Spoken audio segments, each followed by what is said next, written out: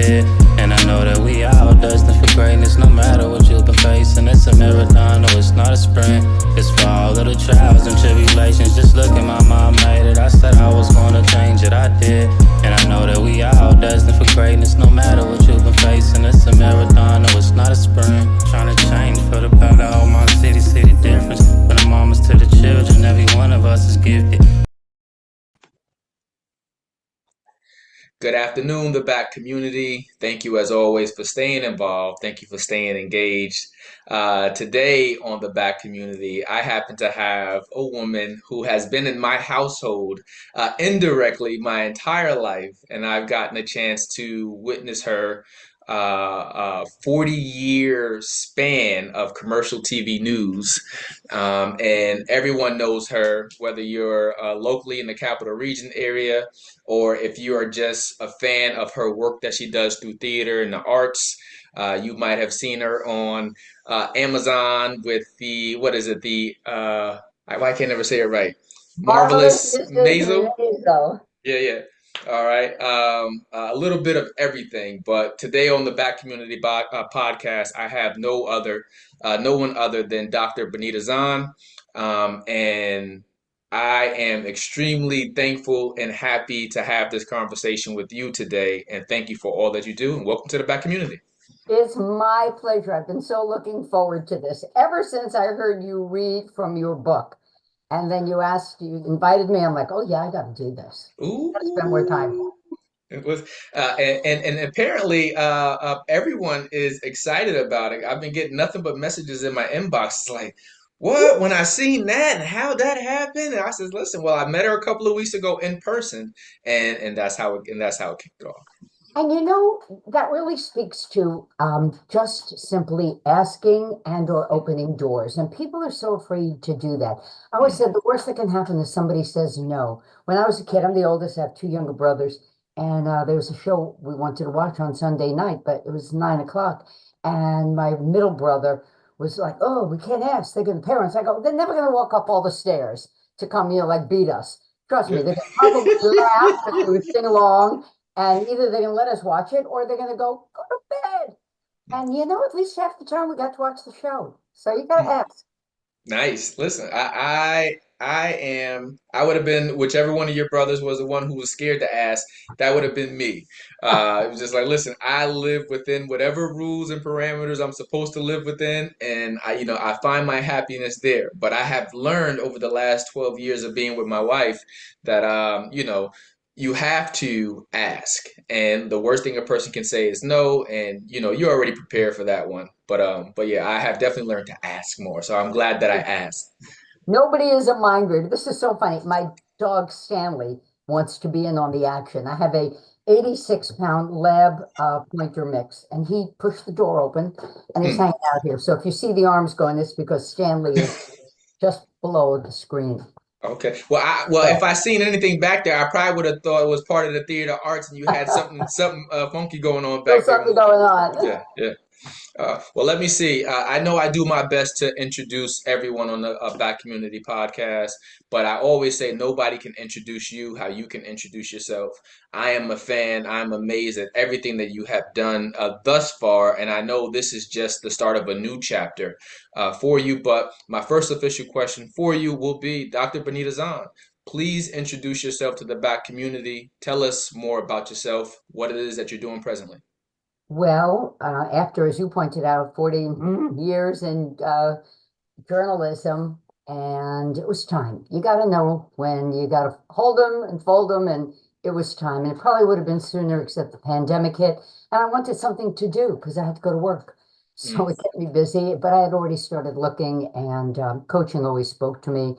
Went to school online. I got my certification, went over to the folks at Capital Cardiology because I had done some work with them and I liked the guys and I started to pitch my services and they said, when can you start? mm, Because unbeknownst to me, they were in the process of building out a wellness program.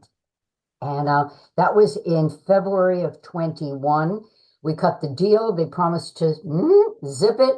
And I let them know at 13 in May that I mm, was sayonara. I left the end of May, started the 7th of July at Capital Cardiology. Now, let me just say, I'm an LLC, so nobody owns me anymore. You know, Woo! right? Yep. So I work there, but if you will, I'm contract, and I love it that way. And so I started July 7th, and the hope was that I would have passed my exams and the ink would be dry. I swear it was like panic. Would I be ready?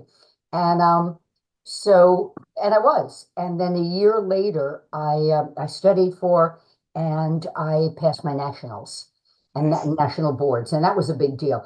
This stuff is crazy. You go in to do it, you take the test, and they practically lift you up by your ankles and, make sure you're not cheating anywhere. Mm.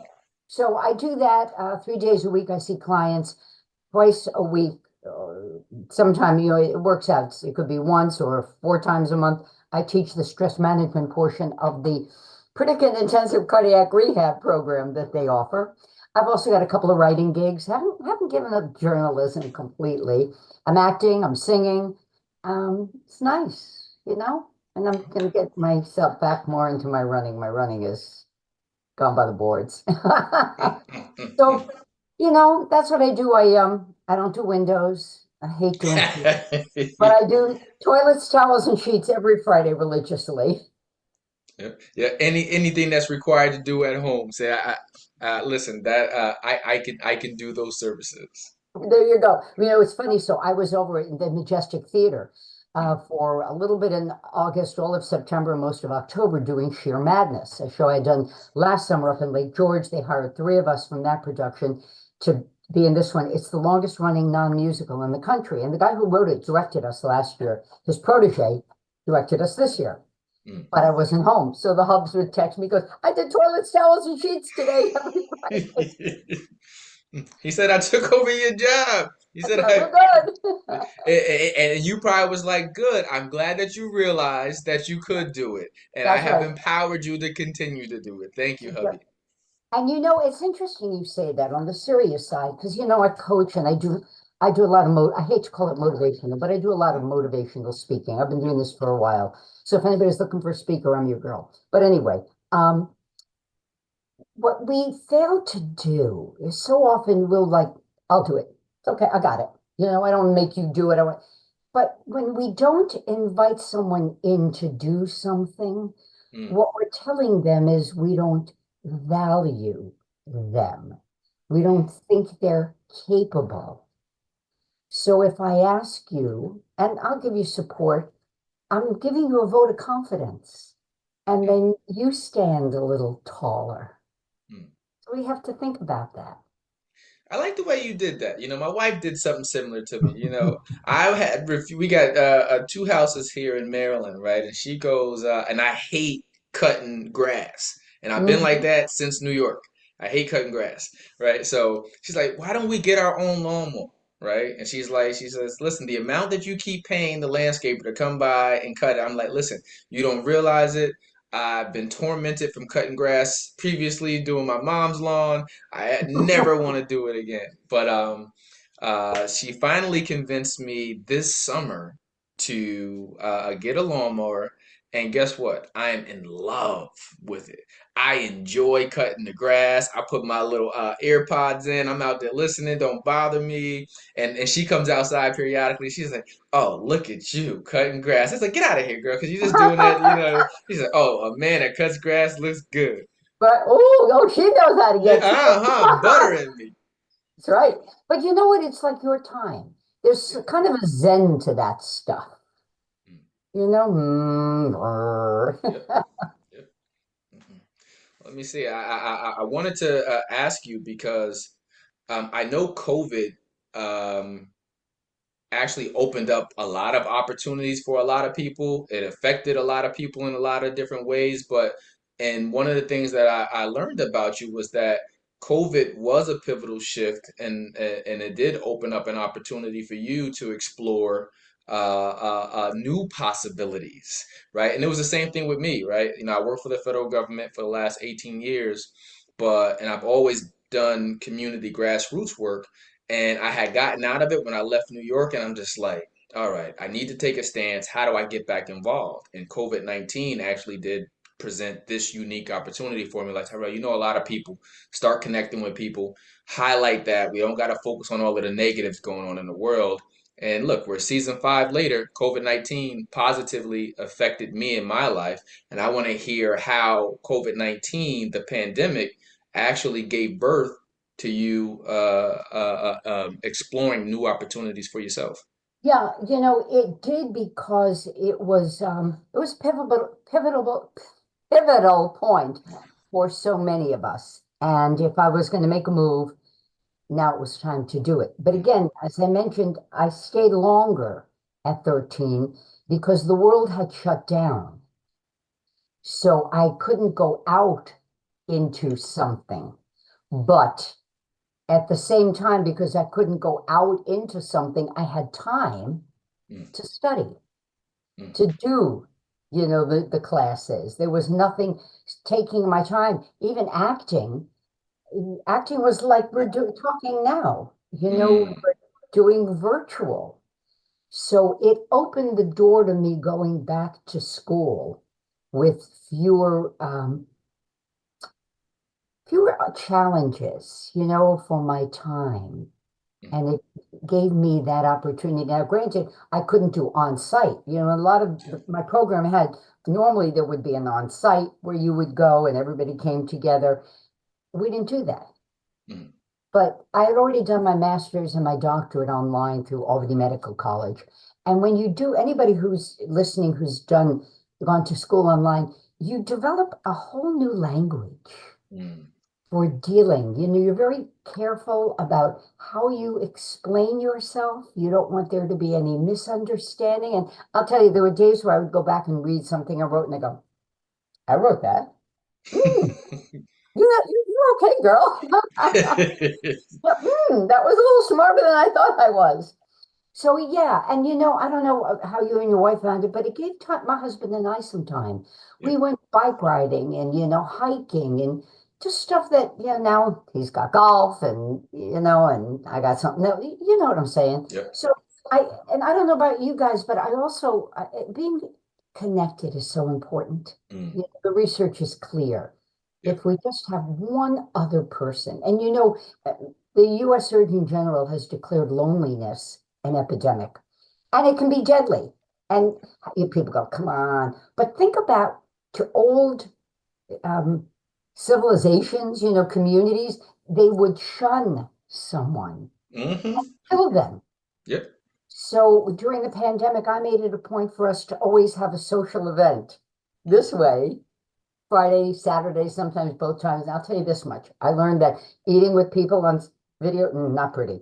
So Not too good. have your dinner first and then we'll get together. Yeah. Yeah. Yeah, it's just like solitary confinement. After years of having solitary confinement and realizing the damaging effects that Yep, it has on the individual, because we do have a natural desire to be connected to people right. and cutting that off. So to hear that it's, loneliness is categorized the way that it is now makes a lot of sense that we Yeah. probably weren't looking at before. Yeah. Raises your heart disease risk, on top of things. So get social.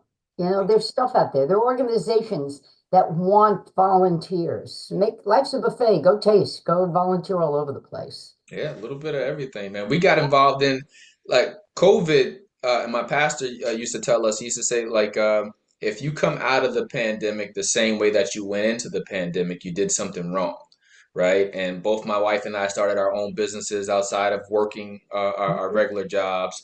We so right before the pandemic, we started Dave Ramsey's Financial Peace Yeah. classes to get rid of all of our debt, and we just carried that over through the pandemic. And it was just like when you're not traveling, where you're not spending, just like the amount of savings you really can save is out of this world. Sure. So, but it's a lot. A lot has to do with perspective, which is going to lead me to where I'm going now because. Um, I know you said you don't like to say that you call it motivational speaking, but it is, right? You do motivational speaking, but you're also a coach.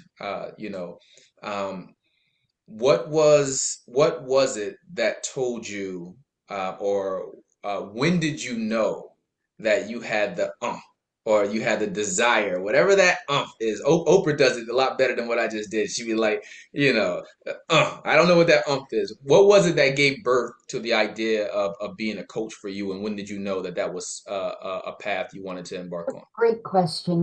I looked at it 15 years ago.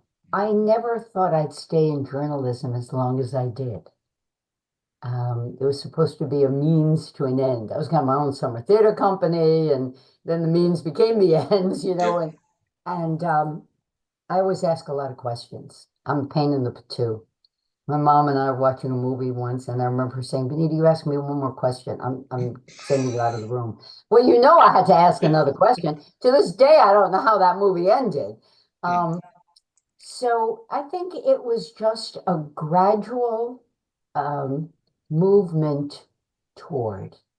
I don't know as there was, the sun and the sky and the birds. I don't.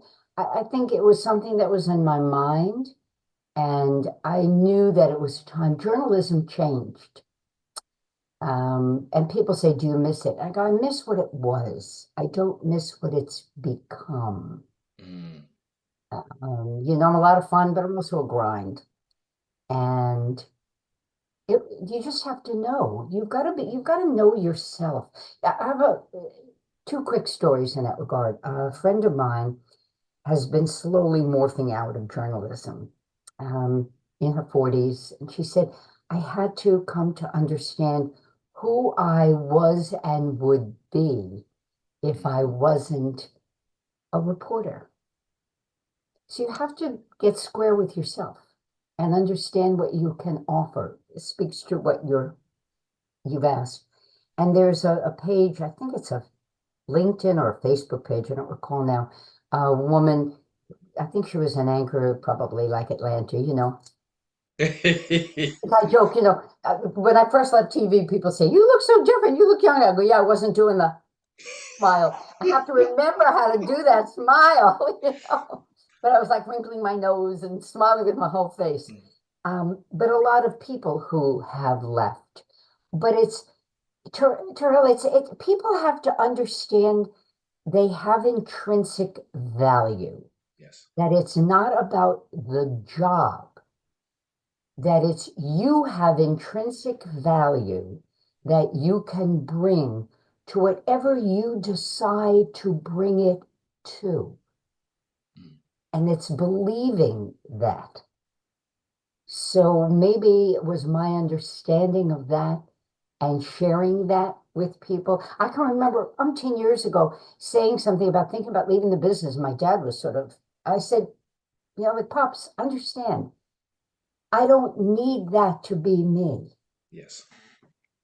So, and that's something that I like sharing with people. I like encouraging them to think about that. Because we all have to pivot. You may be a single person, then you get married, and you got to pivot to being a couple. Then you have kids, you got to pivot to being a parent. The job changes. The person who signs your paycheck, and by the way, I never like talking about a boss. In my book, there's only one boss, and that's the greater power. All So right. All right. let's just be real clear about that. Somebody signs your paycheck, but they are not my boss. But we all have to pivot. So get within yourself. Know who you are. Well, you kiss frogs. It's okay. Mm. You know?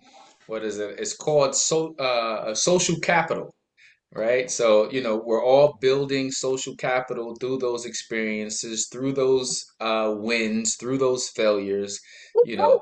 get up. It's resilience. And by the way, I'm drinking water. I'm singing. I don't want anybody to think that he's got himself a little Tito's over there in the middle of the day. This is Water. called Cafecito. So this is a no judgment zone. But yeah, taking the opportunity to, like you said, be transparent with yourself and say and know when, like, I'm ready for Beautiful way to something put it. new. Okay. Mhm. Okay. Yeah. All right. Really nice way Yeah. to put it. Yeah. Yeah. So, but well, so uh And I'm a over 40. firstborn, so you know what? I'm the oldest. I got brothers. I'm the Okay. firstborn. Okay, so we had to have the answer. There you go. Okay. Okay. Yeah, my brother, who's now passed away, but he was the oldest, and he used to complain to us all the time. And he'd be like, "Yeah, Mommy let y'all get away with murder. I couldn't do X, Y, and Z, and da da da da." Da." So I was like, when you said you were the oldest, it was okay. You were probably like, "You let him do what? You didn't Oh let me." Yeah. Yeah. Yeah. Yeah, so let me see, man. Over 40 plus years in the industry of journalism, right? You've gone on to get every type of award, including the Emmy in New York State. Um, but there was a secret, hidden passion that a lot of people didn't see or learn about. And I know I didn't know that you had that bug until fairly recent with theater. yeah. Oh, honey. When did theater become a joy and a love for you? And how has that experience been, if you were to juxtapose it to your journalism career? My running joke is I came into the world and there were lights and they went, yes, I've always, I love the exploration of Mm, a character and other characters. It's not, people go, oh, you're like pretending. It's not pretending. It really is exploring and it's hard. And when you play a role closest to you, you're very exposed. So I've been performing my whole life and I'm equity and I've got my SAG yeah. AFTRA card, which my new one just came in the mail today because I paid my dues. And it's always been a creative outlet. Okay. Journalism's one thing. Journalism is hard. People think, I used to joke that all those Miss America types would stand there with the hands here and they go, I want to be a TV. They come from the South, all of them, right? Right? All the blondes, right? A lot of that hair and they go, I want to be a TV anchor woman. I'm like, oh my, you want to see what my shoes look like? How about you schlep a tripod on your Mm, shoulder in your 2.5 inch heels mm, through the cold and chase the baby beaters and the crazy people and have people come at you and some guy who hold up in the trailer with, an arsenal and you got a microphone. mm, It's theater is a nice way to explore another aspect of life mm. and create in a whole nother way. I love it. I love it. Okay. To date, how many theater performances would you say you have underneath your belt? And when I also know that you also do Everything Theater a podcast as well, so shout out to you on that one. But if to date, how many don't I know? lost, Okay. Oh, you okay. know, I just, you know, when I was working in TV full time, I would do two, maybe three a year. Okay. Um, I sing. Jerry Gretzinger, former co-anchor, Jess Layton, a former 11 o'clock anchor for us.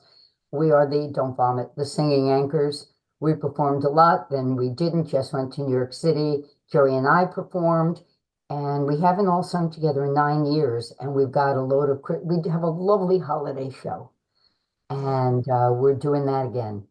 We're at, I know I'm going to date this podcast, but we're going to be at UPH on the 23rd of November, Fort Salem Theater, where it all got started on the 24th of November. Then we go down to the Bridge Street Theater in Catskill. If you haven't been down there, make the trip. Great little house. We're there on the 15th of December, and then we're at Cafe Lena on the 19th of December. Nice. Happy holiday. Lila, she's letting us know that this is the voice, this is the angelic voice. What did Will Ferrell say in Step Brothers? He says you sound like what it would sound like if Fergie and a unicorn came together. Yeah, So great. Oh, God, I was better than that. It's funny because Jerry and I did the Christmas show, and now Jess is back with us. So now I've had to relearn the harmonies Mm, because we did harmony first. That's why it's Happy Holiday, not Happy Holiday. mm, That's the melody. So there I am on stage, the first two notes. Okay, I'm good. mhm. You gotta hear it.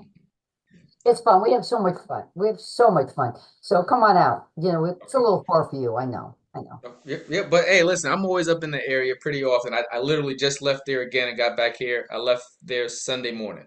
So, but And hopefully, I'm going to jump in. The one I shouldn't be telling people because we want the high knees in the seats, but the last one, Cafe Lena, they are going to uh, do a closed circuit. nice. So you can watch. Okay. There you go. There you go. And I'll be sure to make sure I add any of the description details that you have for any of the events when I Thank you. actually post everything, so people can Hmm. see where they can see you performing live. Hmm. Yeah, yeah. And let me see. There was one other question that I had to go back and ask you, and it was actually the change in journalism, right? This was one of the things that I did want to ask you about, especially with how mm, I would say, in one aspect, politicized a lot of things are. It's just that type of season right now. But how has it been seeing the transition of society for the last you know 40 plus years, like, and what you're reporting, how have you seen society grow? How have you seen society take two steps back? Who's that? Paul Abdul? you know uh what has that experience been like? And when you speak about the change in journalism over the years, what are the noticeable shifts or changes? 24-hour news. It's a big one. 24-hour news. And before look, in we didn't have a half-hour evening news. I'm a student of the history of it, okay? Before Kennedy was shot. And when Kennedy was shot, they went to a half hour because there was so much to talk about. And they realized it was sustainable and they could make money. And they split it up. There was news and then there was the weather, but that's when the current, a segment of current news shows grew.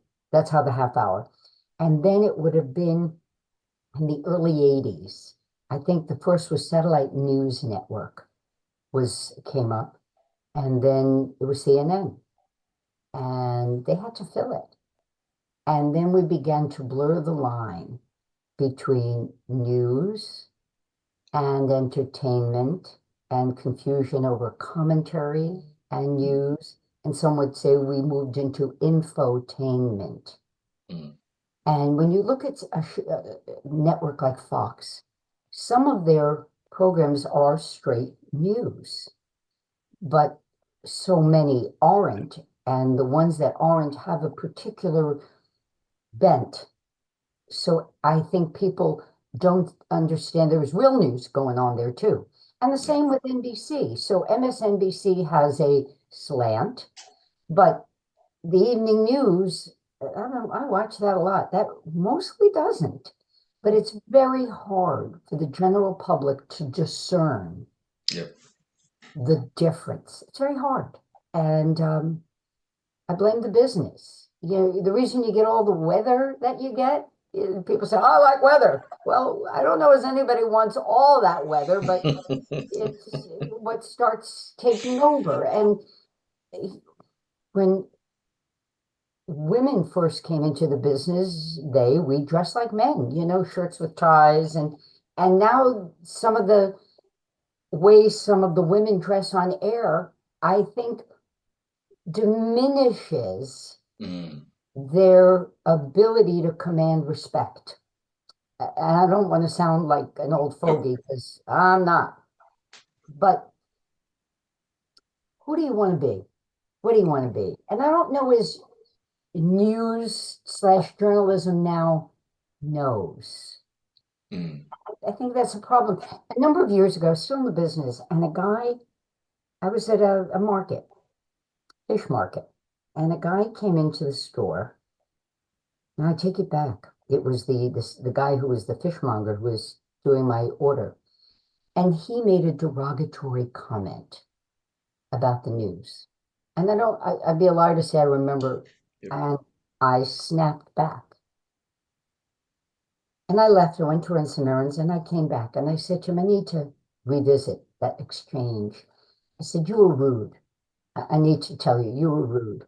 You're talking about a business that I believe in, I think is important. I think an educated, informed public is vital to the health of community. I said, but I didn't have to be snotty back because now I acted like you. So please understand where I was coming from and please accept my apology. He was like, oh. But we needed that exchange. He thought he was being cute, clever, whatever. The fact is that journalists work very hard and we believe very dearly in getting a message as clearly as possible out. And no one is without some bias. Mm-hmm. Just look at us. Yep. Okay? Just look at us. We're going to come at things differently. Yep.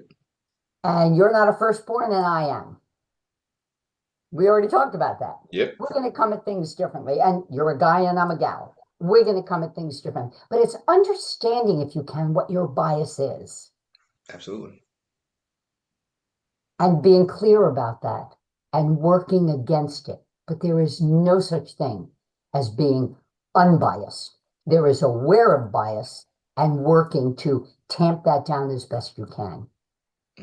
I agree wholeheartedly. That the bigger elephant in the room, would be, I'm black, you're white, right? So some of the experiences, though maybe the same, and one of the things I learned over the years is that I got more in common with a lot of people who I've never thought that I would have, right? But those things. But I've learned over time, like the safer spaces we create to explore from a place of curiosity rather than a place of you're not like me, right? Mhm. It's like, listen, I legit love getting to know people, good people. Let me add that caveat, right? I Right. really enjoy getting to know good people because I think that there's some really beautiful people in the world. But like you said, part of it is understanding our own biases, and we all have them, right? Right. And it's just like, if I can be aware of it, I can do something about it when I see it present itself, rather Mhm. than just say it's impossible. That's Right. I can't be biased. How can I be biased? Be like, well, actually, yes, you can. I think that we all have it. Mhm. So I'm glad that you said that. Yeah. Yeah. And Yeah. owning it, and we're gonna kiss frogs that are gonna stay frogs. Yep. And then saying, okay, I apologize. And now let me learn something. There you go. There you go.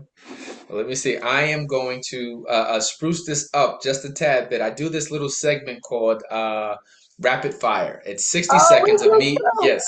60 seconds of me asking you random questions. Don't worry, nothing bad that'll get anyone in trouble. But, and I always give this disclaimer because I think that the older we become or the more mature we become, we forget to do that playful side. So I'm really looking forward to doing it with you because you're constantly in character.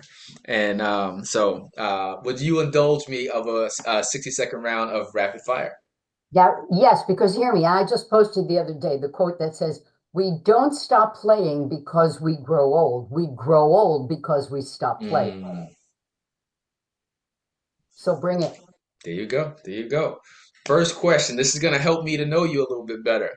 If you had to choose your favorite musical artist or group, who would it be? Um, Probably torn between the Beatles and Aretha Franklin. Okay. Okay. If there was a favorite holiday for you, what would it be and why? Oh, Halloween, not even a question.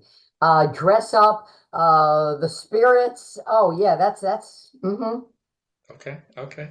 If you And candy. had and candy, if you had to choose your favorite cheat snack, so what would be your go-to snack if Dr. Benita was having a bad day? What would you go eat to pick you Oh, up? well, first of all, I don't believe you never find the answer at the bottom of a bag. So that's not happening. All right. But understand two things. One, if we're stressed, we crave salt. Research. Two, and I said this once years ago, once a year you got to sit down with a bag of nacho Doritos and just chew until your jaw hurts. And the guy who was the Frito-Lay salesman in the area sent me a stack of coupons. Mm. Yeah. He said, listen, I'm gonna get you right for that one. If you had a hidden talent, I thought I learned what your hidden talent was, but I'm sure that is not it. If you had a hidden talent, what would it be? If I had one or if I would like one. Because my hidden talent, maybe because I played viola in high school, in grade school and high school, so I can still scrape out a couple of notes. Okay, okay. And what is your biggest fear? My biggest fear, I don't know as I have one. I'll tell you what frosts me Mm, is when someone makes me away, when they don't acknowledge or recognize, or they want to diminish me. I cannot abide by that. And I'm coming for you. all right, all right. There you have it. There you have it. 60 seconds of rapid fire. Thank you, thank you, thank you for indulging me in that. And I really love that last part, but I know not to go back to that. My favorite question I like to ask every guest on the Back Community podcast is a question that revolves around the word success, right? So, Benita, if you were to describe success for you, how would you describe success? What is success for you? Accomplishing a goal and that fills my heart. You know, Dr. Martin Seligman is the father of positive psychology, and he's an Albany boy. Mm, He went to, I say Albany boy, he's a grown man, and he's kind of dour.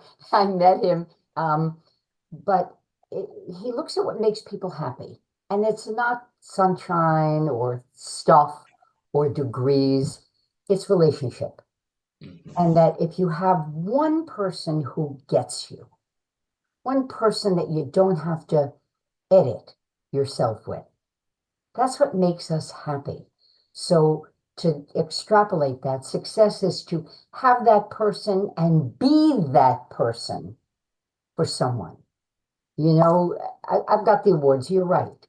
But in the end, it doesn't pay the mortgage. mm. It doesn't sit with me on a bad day. It doesn't go out on a run with me.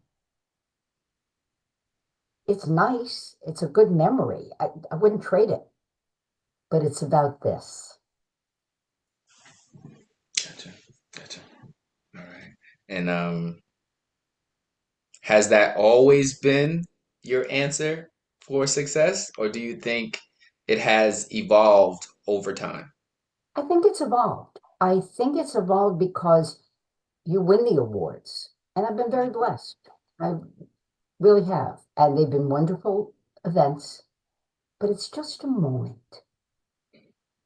So what do you keep? So what I keep are the people I shared it with, the people who helped me get there.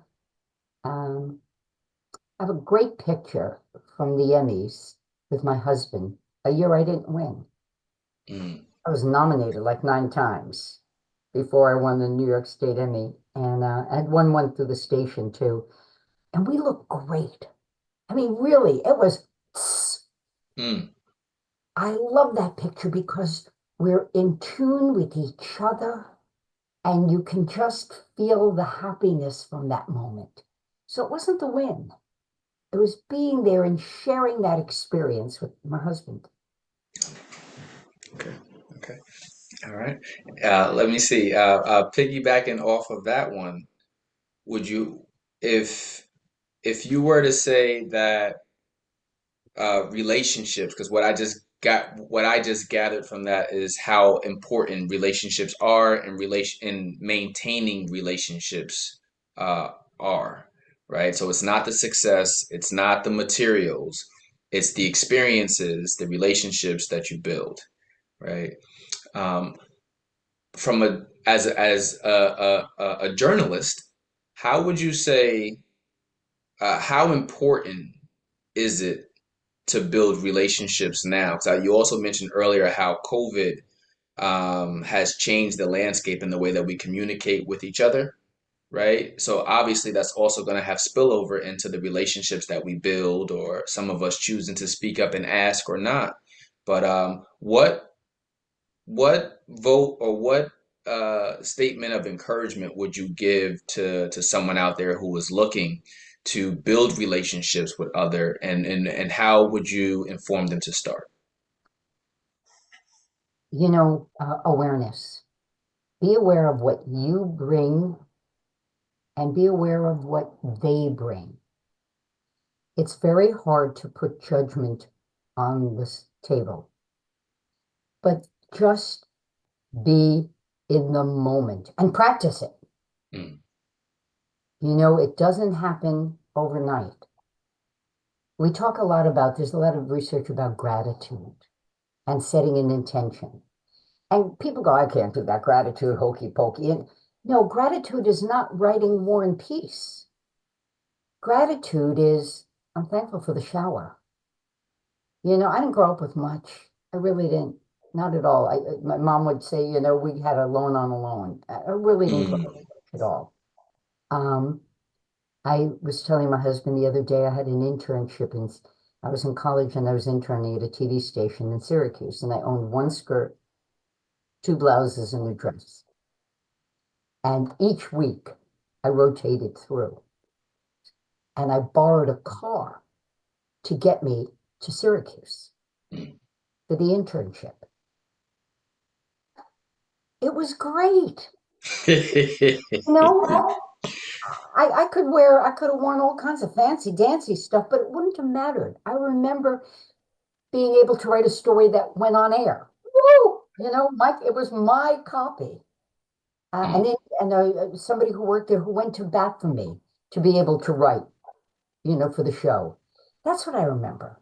I remember there was an anchor man who was there forever. Anybody from the Syracuse area, Rod Wood. I was there his first night on air, and all the stuff that went on, and being able to just watch and be in the moment of that.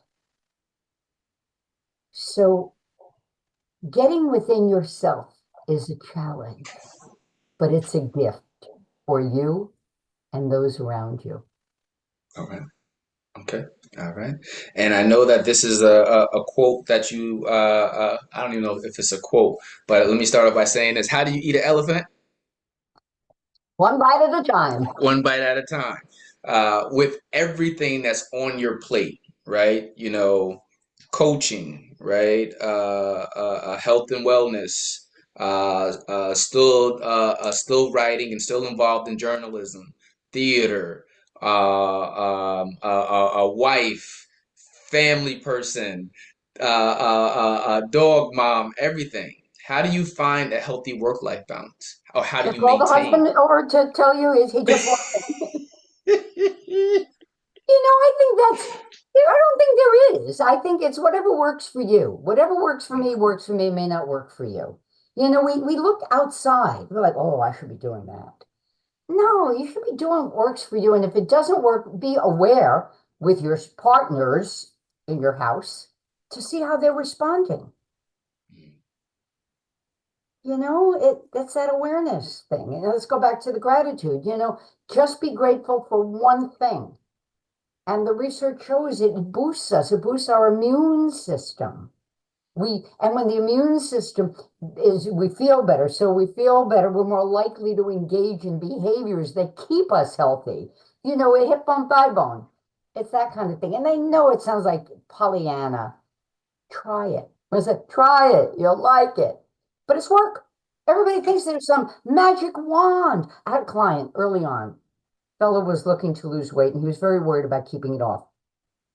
Dropped 20 pounds, was doing well. He said to me, so when can I stop thinking about this? And I don't give you a diet. That's not what Mm, work is. It's working with you to help you see the road you can travel. And I support you on that road and the road that's not supporting you. He said, so when can I stop thinking about this? I said, when you want your A1C to go back over 7. mm, Now, your A1C is, for those who don't know, it's a look at it basically your blood sugar, okay. over a period of time. And once you cross 6, you're pre-diabetic. Not good. So he was like, oh, life is about showing up. Don't give your happiness to somebody else. You're responsible for it. Nobody should have that much power over you. And we've all been there. Take it back. It's yours. Mm. You just made me think of the Cap City 518 runners. One of the guys who runs regularly there in Albany is Markel Brace, but he has this statement about don't put your health on the shelf, right? So they're really big proponents of getting out and running and staying healthy. And you Mhm. made me think about it, like when your client says, so when can I stop thinking about it? It's a lifestyle. You might Right. not ever stop thinking about it. You don't, I know, I don't like the phrase going on the diet. That implies you will go off. Mm, This is about if you want to work with me, then you're committing to making a change in this moment. And that change goes on forever. So the change works for a while, and then you may have to amend it. And you may have to amend it again mm, and again. mm. Yeah. And for everybody that's out there listening, if you haven't read The Coaching Habit, that's a really good takeaway from out of the book. Like there's a myth that most of us learned probably when we were kids that never got dispelled, that if you do something for 21 to 30 days, it becomes a habit, right? Everyone's probably heard that, and it's like, man, if I could just get to 30 days, then I can get rid of smoking a cigarette or, eating a Snickers bar, whatever it is. But that's really not the truth, right? But it is realizing that you want to give yourself like a fail safe, and realize that creating a habit, you're going to occasionally, go Not, backwards. not embrace the habit. Yeah. It's day by day. Yeah. It's day by day. And if you eat the chocolate cake, it's one piece of chocolate cake. Don't what is it? Perseverate on it. Mm. Stop. It's a piece of chocolate cake. It doesn't mean you're bad. It doesn't mean you're weak. You had a piece of chocolate cake. Enjoy it. Tomorrow you won't eat chocolate cake. That's all. That's simple. Actually, it is. Yeah. You know, was it 2 days ago? I don't know. I was just, I wasn't eating right that day. And it came to the evening and I poured some cereal. I just, I wanted a snack. Why do you want a snack? I don't know why I want a snack. I wanted a snack. So I poured some cereal, a half a cup, because you got to measure it. There's an open box, and I ate it and I went, okay, tomorrow will be a different day. I will not, tomorrow I won't be eating sugar like this or carbs or whatever. And I didn't. It was a discrete experience in that moment. For whatever reason, I don't know. But let's not judge ourselves by eating half a cup of cereal or a piece of chocolate cake. Thank you. Okay, I'm gonna go grab me a piece of chocolate cake as soon as I finish this interview, and I'm gonna say, Dr. Benita told me to do it. No, I told you to enjoy it and not make a habit out of it. Let's be clear. Yeah. Let me see. I got two more questions for you before I let you go. One of Okay. them has to be an evaluation of yourself. Um, Thinking of all of the accomplishments you have had, internally, externally, things that people know about, don't know about. But thinking about all of the things that you've been up to at this point of your life, what are you most proud of that you've accomplished, Benita? Um,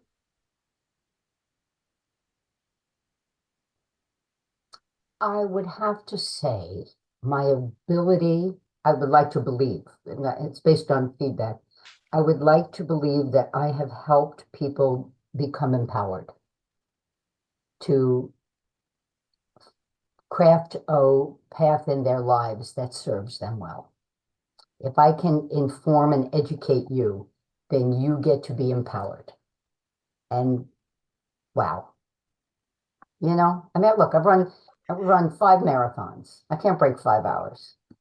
So you go, well, that's not so good. Whoops. But I ran 5 marathons. I started and I finished. So it's starting and finishing. It's just, if you see it and you do it, just get it done. Gotcha. And my final question for you today has to be, um, I am a person who loves to read. I am a person who loves to stay motivated. Um, who or what do you read or listen to that motivates you?